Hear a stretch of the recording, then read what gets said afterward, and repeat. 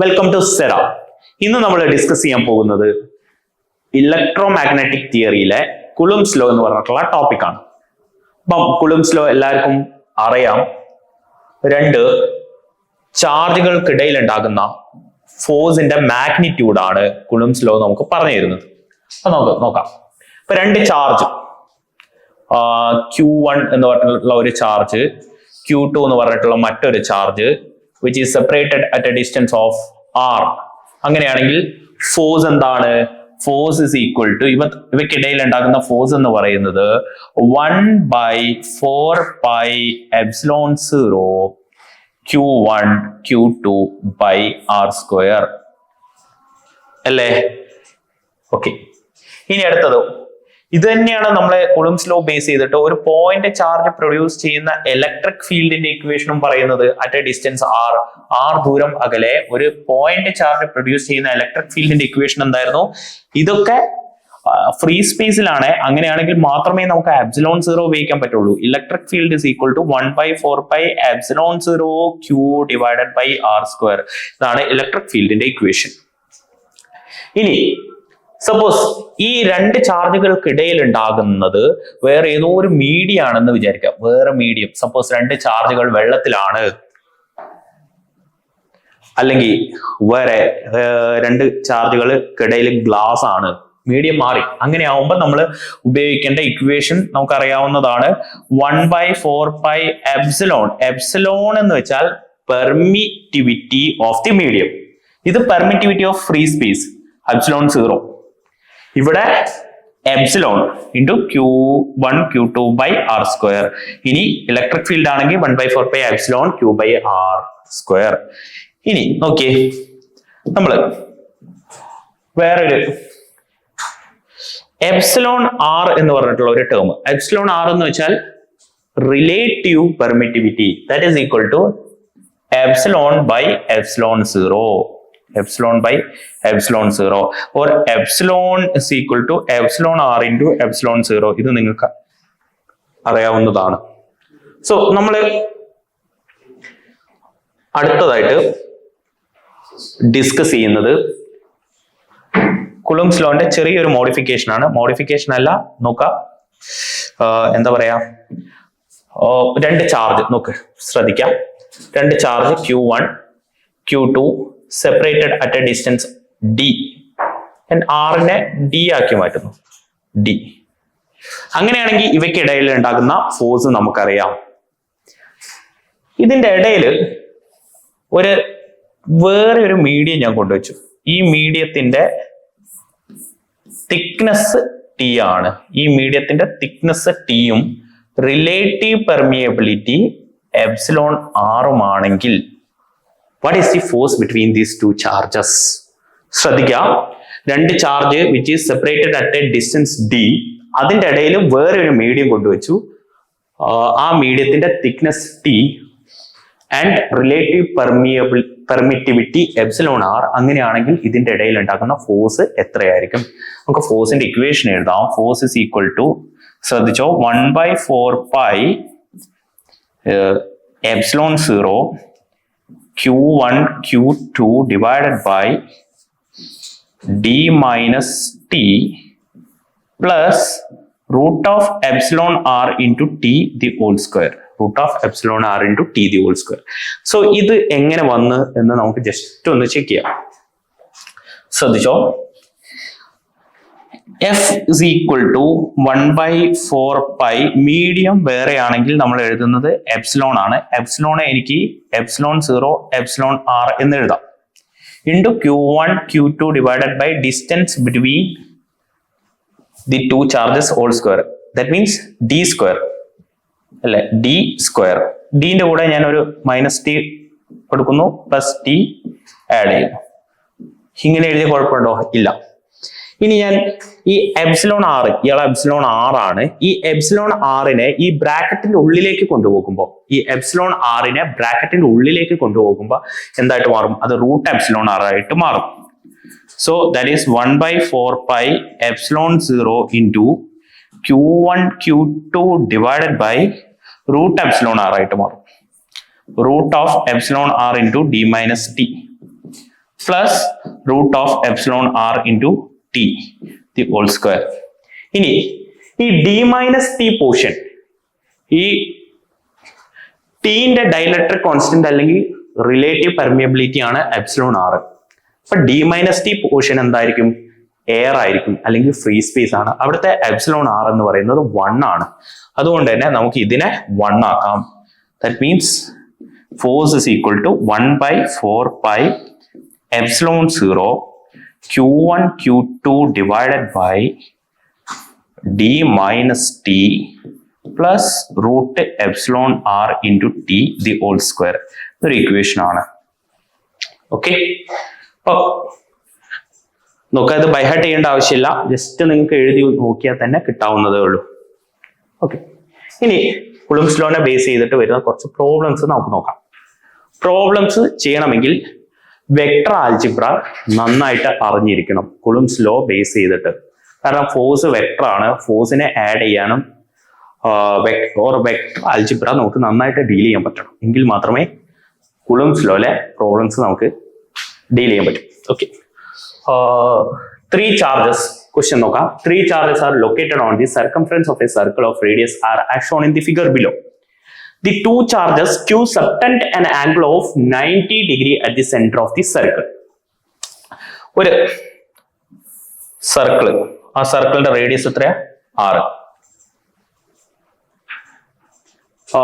2 charges plus q, ഇതാണ് centre.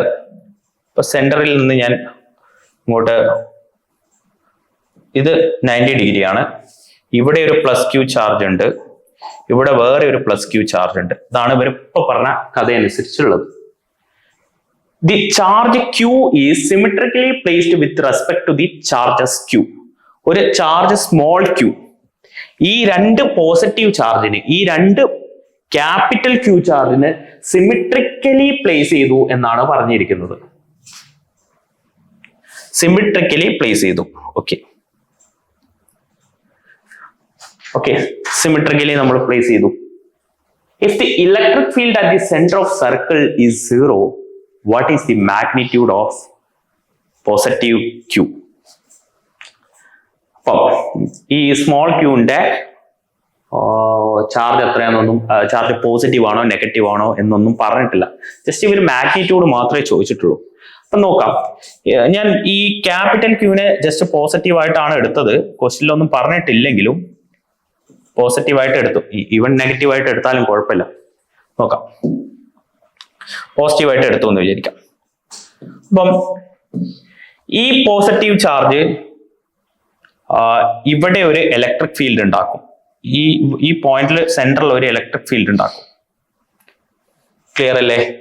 അതുപോലെ ഈ പോസിറ്റീവ് ചാർജും ഇവിടെ ഒരു ഇലക്ട്രിക് ഫീൽഡ് ഉണ്ടാക്കും.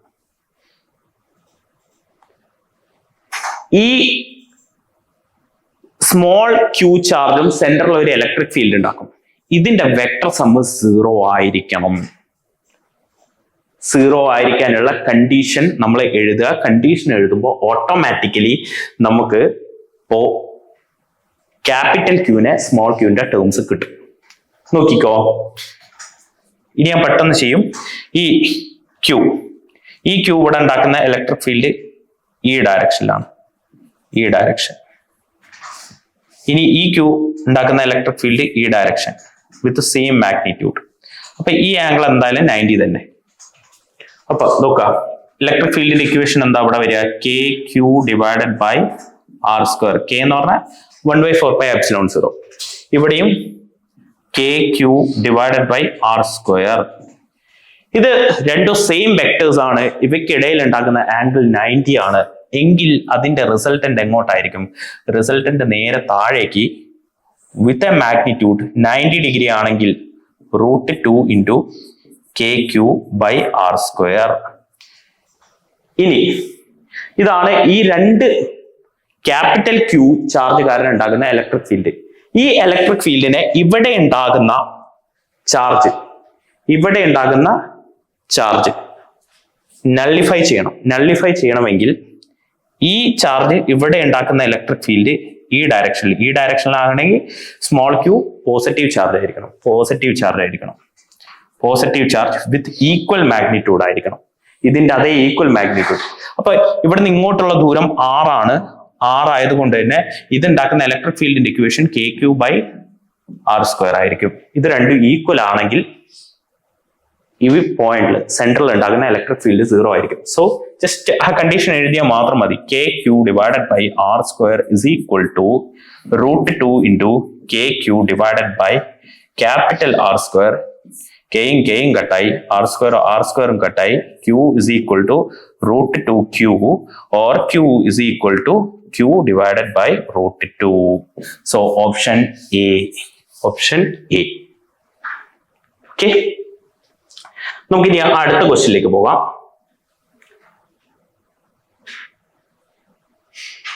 അടുത്ത question. 3-point charges Q are placed at the corners of an equilateral triangle. അപ്പൊ നമുക്ക് ആദ്യം ഒരു equilateral triangle വരയ്ക്കാം.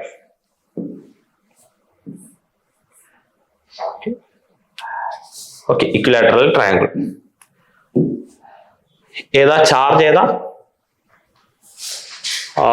3 charges Q, small q, are placed at the corners of an equilateral triangle.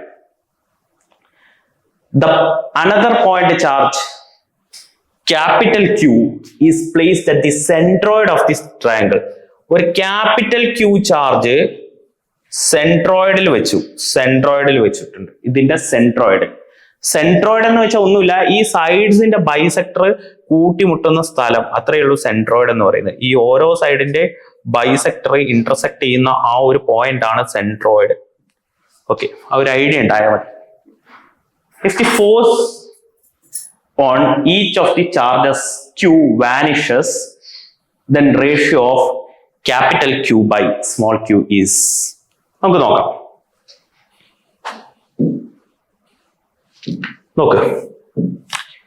അപ്പം സ്മോൾ ക്യൂവിന്റെ മുകളിൽ ഉണ്ടാകുന്ന ഫോഴ്സ് വാനിഷ് ചെയ്യണം എന്ന് വെച്ചാൽ ഇവിടെ ഉണ്ടാകുന്ന ഇലക്ട്രിക് ഫീൽഡ് 0 ആയിരിക്കണം, അല്ലെങ്കിൽ ഇവിടെ ഉണ്ടാകുന്ന ഇലക്ട്രിക് ഫീൽഡ് 0 ആയിരിക്കണം, അല്ലെങ്കിൽ ഇവിടെ ഉണ്ടാകുന്ന ഇലക്ട്രിക് ഫീൽഡ് 0 ആയിരിക്കണം. അങ്ങനെയാണെങ്കിൽ capital Q by small Q ratio എന്തായിരിക്കും? ഓക്കെ, നമുക്ക് നോക്കാം. ഇതും വെക്ടർ അഡീഷൻ അറിഞ്ഞാൽ മതി. നമുക്ക് ഇയാളൊരു ഫോഴ്സ് ഉണ്ടാക്കും, ഇയാളൊരു ഫോഴ്സ് ഉണ്ടാക്കും, ഈ സ്മോൾ ക്യൂ ഒരു ഫോഴ്സ് ഉണ്ടാക്കും, ഈ സ്മോൾ ക്യൂ ഒരു ഫോഴ്സ് ഉണ്ടാക്കും. ഈ ക്യാപിറ്റൽ ക്യൂ ഉണ്ടാക്കുന്ന ഫോഴ്സും എന്തായിരിക്കണം? കംപ്ലീറ്റ്ലി 0 ആയിരിക്കണം വെക്ടർ സം അനുസരിച്ച്. സോ ഈ സ്മോൾ ക്യൂ ഉണ്ടാക്കുന്ന ഫോഴ്സ് ഈ ഡയറക്ഷനിൽ, അതിനെ എനിക്ക് ഇപ്പൊ സപ്പോസ് ഞാൻ ഈ ട്രയാങ്കിളിന്റെ സൈഡ് എ ആയിട്ട് എടുത്തു കഴിഞ്ഞാൽ എനിക്ക് എഴുതാം kq ഡിവൈഡഡ് ബൈ a². ഇനി ഈ സ്മോൾ ക്യൂ ഉണ്ടാക്കുന്ന ഫോഴ്സ് ഈ ഡയറക്ഷനിൽ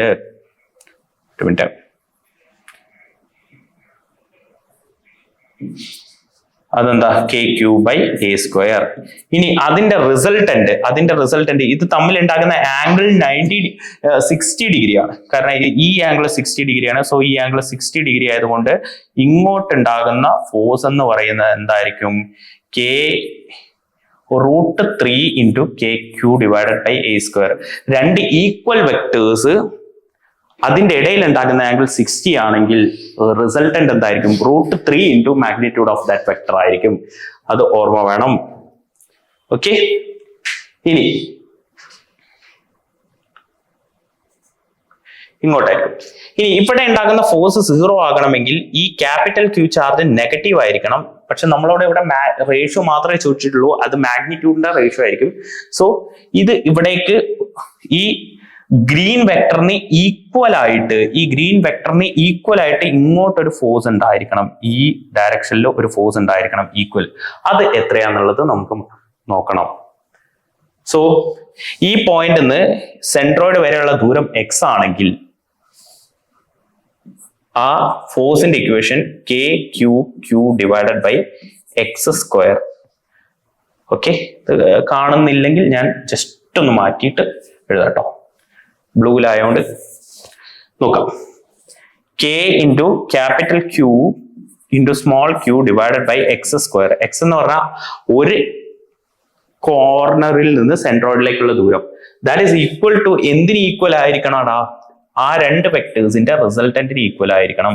√3 kq divided by A square.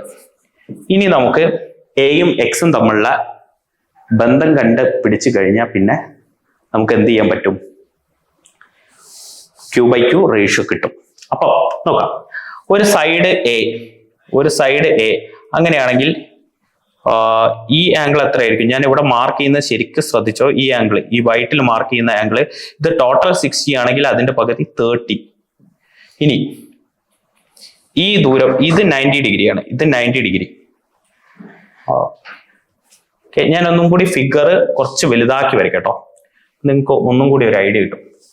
ഇവിടെ വേറെ ഒരു ട്രയാങ്കിൾ കൂടി വരച്ചു.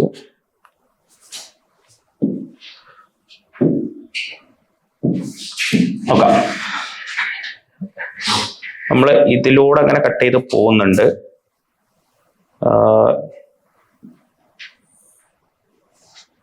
ഈ angle 30 degree, total distance A. അങ്ങനെയാണെങ്കിൽ ഈ ദൂരം a/2, ഇത് 90 ഡിഗ്രി. അങ്ങനെയാണെങ്കിൽ എനിക്ക് ഈ എക്സ് ആണ് കണ്ടുപിടിക്കേണ്ടത്. വി ഹാവ് cos 30 ഡിഗ്രി എന്ന് പറഞ്ഞാൽ a/2 ഡിവൈഡഡ് ബൈ എക്സ് ആണ്. cos 30 എന്താ? √3/2. That means √3/2 is equal to a/2 by x. 2ഉം 2ഉം കട്ടായി, x is equal to a/√3. a/√3. ഇനി ഞാൻ എന്ത് ചെയ്യുന്നു? ശ്രദ്ധിച്ചോ, k into capital Q divided by x square, that is a square divided by 3. 3നെ മേലോട്ട് എടുത്തു. That is equal to √3 into kq divided by a square. a square കട്ടായി, q കട്ടായി, k കട്ടായി. സോ ഇവിടെ q സ്ക്വയർ ഉണ്ടായി, 2 charge വരുന്നില്ല. Okay, ഇനി ഒരു q കട്ടായി, ഇവിടെ ബാക്കി ഒരു q ഉണ്ട്. So q/q is equal to √3 divided by 3. That is equal to എത്ര വരും? 1 divided by √3. 1/√3 is the answer. So option B. അപ്പൊ നമ്മൾ വെക്ടർ അഡീഷൻ കൃത്യമായിട്ട് അറിയെങ്കിൽ മാത്രമേ ഇത് ചെയ്യാൻ പറ്റുള്ളൂ. ഓക്കെ, അപ്പൊ നമുക്ക് അടുത്ത ക്വസ്റ്റ്യനിലേക്ക് കിടക്കാം. 3 positive charges are placed as shown in the figure.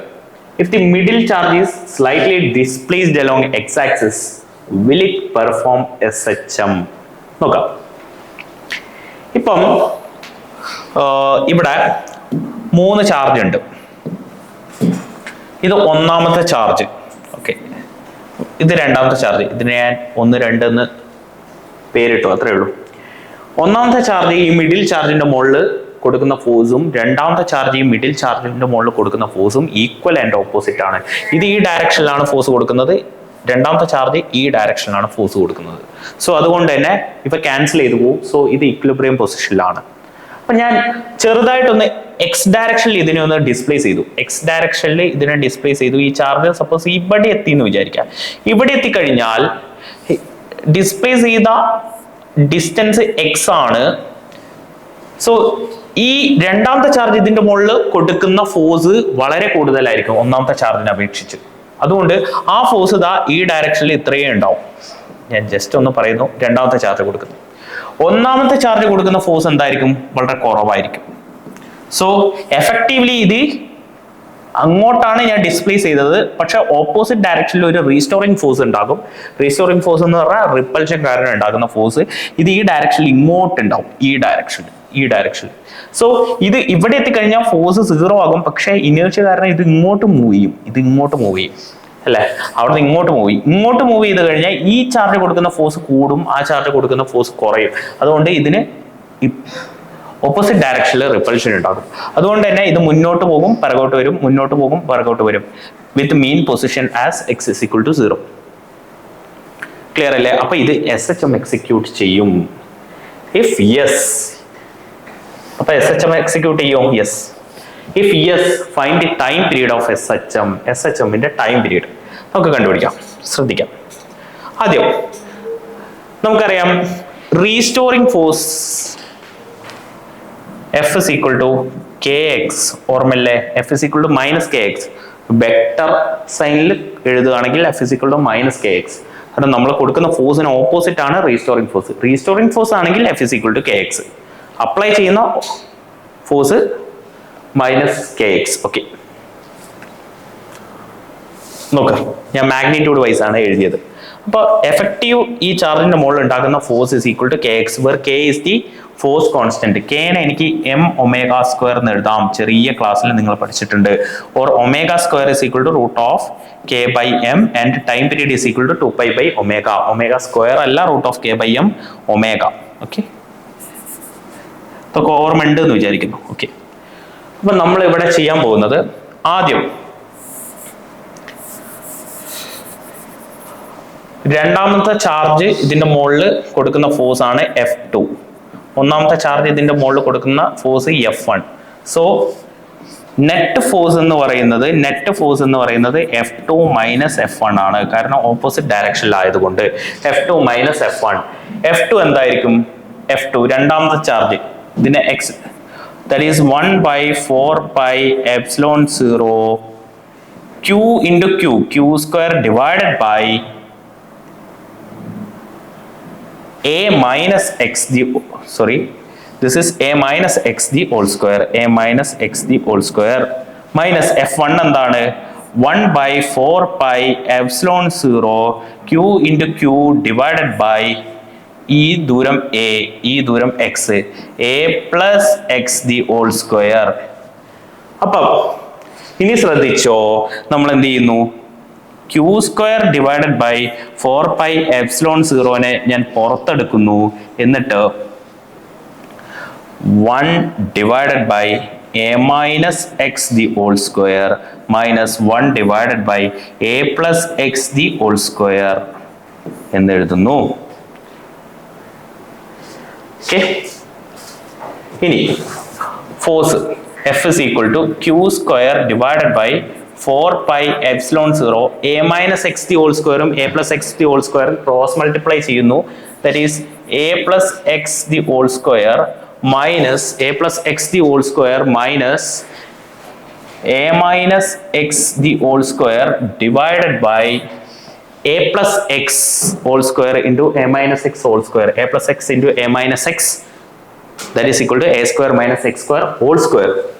അപ്പം a square minus x square the whole square എന്ന് കിട്ടുന്നു. So a plus x whole square minus a minus x whole square എന്താ? 4ax. F is equal to q square divided by 4 pi epsilon 0 into 4ax divided by a square minus x square the whole square. പക്ഷെ a സ്ക്വയറിനെ അപേക്ഷിച്ച് a is very very greater than x. a വളരെ കൂടുതലാണ് എക്സിനെ അപേക്ഷിച്ച്. നമ്മൾ ചെറുതായിട്ടൊന്നാണ് displace ചെയ്ത്, അതുകൊണ്ട് തന്നെ എനിക്ക് എഴുതാം F is equal to q square divided by 4 pi epsilon 0 into 4ax divided by a square whole square, that is a raised to 4. a raised to 4ഉം aയും കട്ടായി പോയാൽ എന്തായിട്ട് വരും? a cube ആയിട്ട് വരും. So q square into 4a ഇല്ല അല്ലെ, x 4x divided by 4 pi epsilon 0 a cube, 4ഉം കട്ടായി. So F is equal to എനിക്ക് കിട്ടി q square divided by pi epsilon 0 a cube into x. So നമുക്കറിയാം restoring force എന്താണ്? F is equal to kx. ഇതിൽ നിന്ന് നമുക്ക് k കിട്ടി. k എന്താണ്? പറഞ്ഞേ? k is equal to q square divided by pi epsilon 0 a cube. So time period കിട്ടും. Time period എന്താണ്? Time period is equal to 2 pi into root of m by k. ഓർമ്മയില്ലേ? 2 pi into root of m by k, force constant. k എന്താ? q square, ബാക്കി by pi epsilon 0 a cube. Time period. ഇതിൽ നിന്ന് frequency കണ്ടുപിടിക്കാം. Frequency is equal to 1 by time period, that is 1 by 2 പൈനെ വേണമെങ്കിൽ ഉള്ളോട്ട് പോയി കഴിഞ്ഞാൽ pi square ആവും, അത് പിന്നെ പൈ ക്യൂബ് ആവും. ഓക്കെ, എങ്ങനെ വേണമെങ്കിൽ 1 by 2 pi into root of q square divided by pi epsilon 0 m a cube. ഫ്രീക്വൻസിയും കിട്ടി. സോ ഈ രീതിയിലാണ് നമ്മൾ ഇത് സോൾവ് ചെയ്യുക. ഓക്കെ, നമുക്ക് അടുത്ത ക്വസ്റ്റിലേക്ക് പോവാം. 3 charges, 2 positive charges at ends and a negative charge at the center are placed along a line. If the positive charge is displaced along axial direction, find the time period of SHM. അപ്പൊ ആദ്യം initially ഇവിടെ ഒരു positive charge ഉണ്ട്, പിന്നെ ഇവിടെ ഒരു negative charge ഉണ്ട്, ഇവിടെ ഒരു പോസിറ്റീവ് ചാർജ് ഉണ്ട്. അപ്പൊ ഈ നെഗറ്റീവ് ചാർജിനെ ജസ്റ്റ് ആക്സിയൽ ഡയറക്ഷനിൽ ഡിസ്പ്ലേസ് ചെയ്ത് കഴിഞ്ഞാൽ അത് SHM പെർഫോം ചെയ്യും. നമ്മൾ നേരത്തെ മാതിരി ഈ ഡയറക്ഷനിൽ ഡിസ്പ്ലേസ് ചെയ്തിട്ട് കാര്യമില്ല. ഈ ഡയറക്ഷനിൽ ഡിസ്പ്ലേസ് ചെയ്ത് കഴിഞ്ഞാൽ പിന്നെ ഇത് അങ്ങോട്ട് അട്രാക്ട് ചെയ്തു പോകും, SHM പെർഫോം ചെയ്യില്ല. 3 പോസിറ്റീവ് ആണെങ്കിൽ ഈ ഡയറക്ഷനിൽ ഡിസ്പ്ലേസ് ചെയ്യാം. പക്ഷേ ഇതെന്താ സംഭവിക്കുന്നത്? ഇത് നെഗറ്റീവ് ചാർജസ് ആയതുകൊണ്ട് ഇതിന് ജസ്റ്റ് മേലോട്ട് ഡിസ്പ്ലേസ് ചെയ്ത് കഴിഞ്ഞാൽ ശ്രദ്ധിച്ചോ, ഇവിടേക്ക് ഒരു ഫോഴ്സ്, ഇതിന്റെ ഡയറക്ഷനിൽ ഇങ്ങോട്ടൊരു ഫോഴ്സ് ഉണ്ടാകും, ഇങ്ങോട്ടൊരു ഫോഴ്സ് ഉണ്ടാകും. അപ്പൊ ഇതിന്റെ രണ്ടിനെയും കൂടി റിസൾട്ടന്റ് താഴേക്ക് മറ്റൊരു ഫോഴ്സ് ഉണ്ടാകും, മറ്റൊരു ഫോഴ്സ് അല്ല, ഇതിന്റെ രണ്ടിനെയും റിസൾട്ടന്റ്. അപ്പൊ ഇത് താഴേക്ക് പോകും. താഴേക്ക് പോയി കഴിഞ്ഞാലോ ഇവിടെ എത്തിക്കഴിഞ്ഞാൽ ഈ നെഗറ്റീവ് ചാർജ് ഇവിടെ എത്തിക്കഴിഞ്ഞാൽ തിരിച്ചും ഇങ്ങോട്ടൊരു ഫോഴ്സ് പ്ലസ് ക്യൂ ഇങ്ങോട്ട് ഇത് അട്രാക്ട് ചെയ്യും, ഇതിന്റെ റിസൾട്ടന്റ് ഫോഴ്സ് ഇങ്ങോട്ടായിരിക്കും. സോ ഇതെന്ത് ചെയ്യും? ഈ ഡയറക്ഷനിൽ ഇങ്ങനെ ഓസിലേറ്റ് ചെയ്തുകൊണ്ടിരിക്കും. അപ്പൊ ആ ഓസിലേഷന്റെ ടൈം പീരീഡ് ആണ് നമ്മളോട് കണ്ടുപിടിക്കാൻ പറഞ്ഞിട്ടുള്ളത്. അപ്പൊ നമ്മൾ എന്ത് കണ്ടുപിടിക്കണം? ആദ്യം എഫക്റ്റീവ് ഫോഴ്സ് കണ്ടുപിടിക്കാം. ഇത് A ആണ്, ഇത് X ആണ്. സോ ഈ ദൂരം എത്രയാണ്? That is A² plus X² whole raise to 1/2 ആണ്. അങ്ങനെയാണെങ്കിൽ ഇവിടെ ഉണ്ടാകുന്ന ഫോഴ്സ് എന്താ? ഞാൻ മാഗ്നിറ്റ്യൂഡ് മാത്രമേ എടുക്കുന്നുള്ളൂ. ആ ഫോഴ്സിന്റെ ഇക്വേഷൻ, അവിടെ ഉണ്ടാകുന്ന ഫോഴ്സിന്റെ ഇക്വേഷൻ എന്താണ്? That is F is equal to 1/4 pi epsilon 0 Q² divided by R². Q² by R² എന്താ?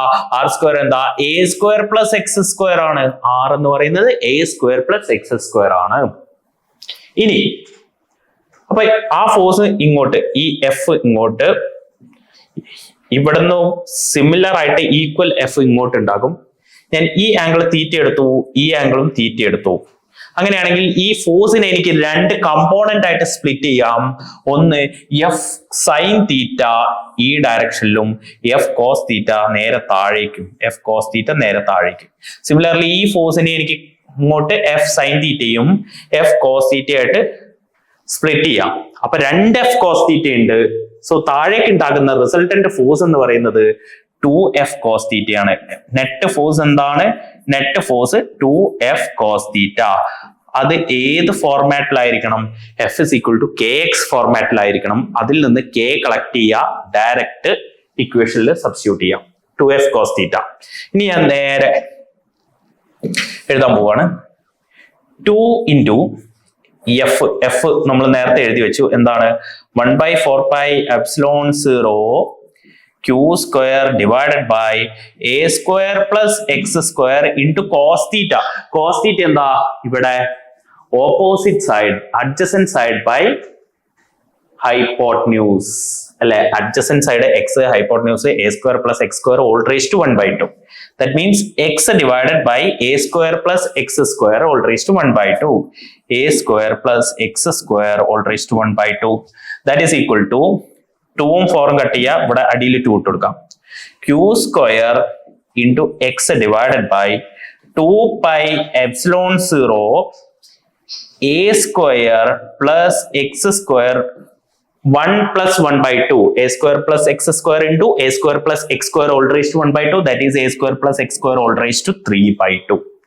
So it is of the form K into X. ഇതിൽ നിന്ന് K കളക്ട് ചെയ്യണം. K എന്തായിട്ട് വരും? നമുക്ക് നോക്കാം. K is equal to Q² divided by Q²